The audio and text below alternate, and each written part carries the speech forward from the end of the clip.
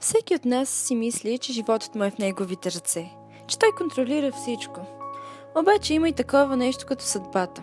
Тя може да преобърне живота ти за един миг. Няма хитрец, който да я е надхитрил. А в този ден тя ми беше подготвила огромна изненада. Нека да ви разкажа какво ми се случи. Денят започна съвсем нормално, като всеки друг. Алармата ми звънна точно в 7:30. Трябваше да стана и да се приготвя. Бяха първите ми дни в университета.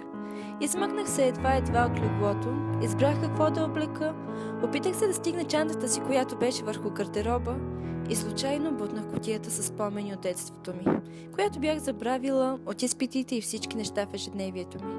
И не се бях сещала за тях с години. Но ето, че спомените сами ми напомниха за себе си. Всички неща, които бяха вътре, се изсипаха на земята. Видях неговата снимка.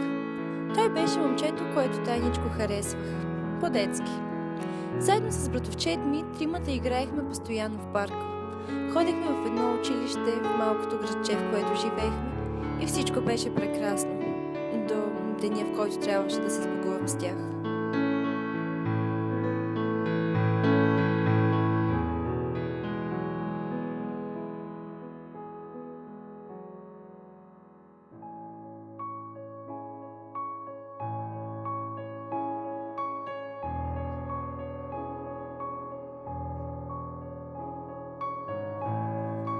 Сред нещата, изсипани на пода, бяха червения плик и изсъхналото цвете.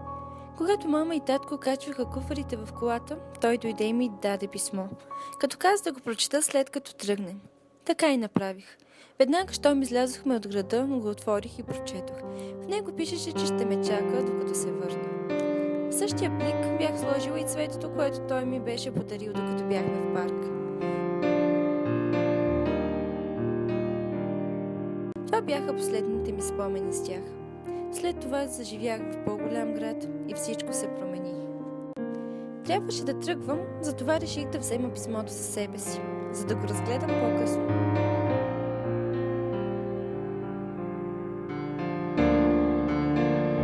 Когато бях пред вратите на университета, се сблъсках с едно момче и изпуснах всичките си учебници.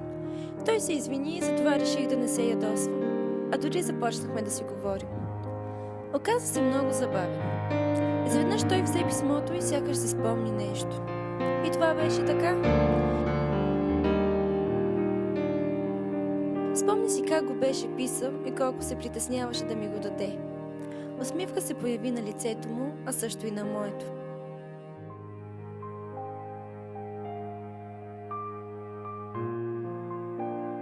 Не мога да повярвам как съдбата ни срещна отново след 10 години. И този път нямаше да ни раздели.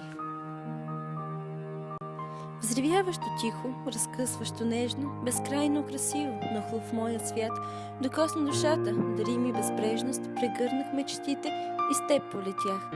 Владяващо страстно, неистово силно, безкрайно метежно, превзе моя ден, остави следи, наситени с нежност, в ума ми, в сърцето и носяте в мен.